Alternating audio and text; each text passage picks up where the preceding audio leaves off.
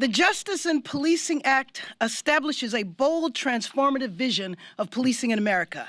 Never again should the world be subjected to witnessing what we saw on the streets in Minneapolis, the slow murder of an individual by a uniformed police officer. The world is witnessing the birth of a new movement in our country.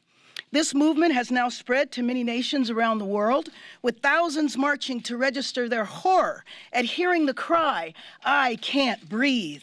People marching to demand not just change, but transformative change that ends police brutality, that ends racial profiling, and ends the practice of denying Americans the right to have the ability to sue when they have been injured by an officer, that denies local jurisdictions the power to fire or prosecute offending officers.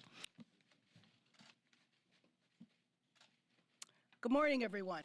But here we are, the martyrdom of George Floyd gave American experience a moment of national anguish as we grieve for the Black Americans killed by police brutality. Today, this moment of national anguish is being transformed into a movement of national action as Americans from across the country peacefully protest to demand an end to injustice.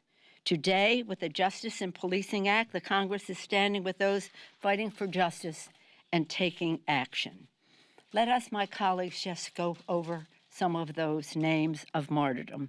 George Floyd, Jackson Davis, Oscar Grant.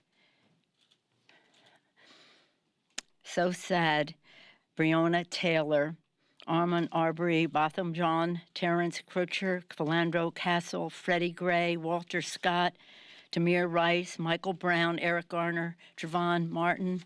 My colleagues, any other names you want to add? Sean Bell.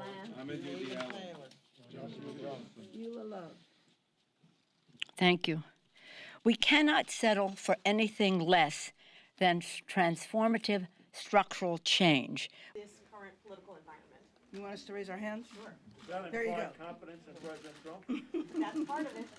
Part of what has been upside down in policing policy in America is that we have confused having safe communities with hiring more cops on the street, as though that is the way to achieve safe communities, when in fact, the real way to achieve safe and healthy communities is to invest in those communities.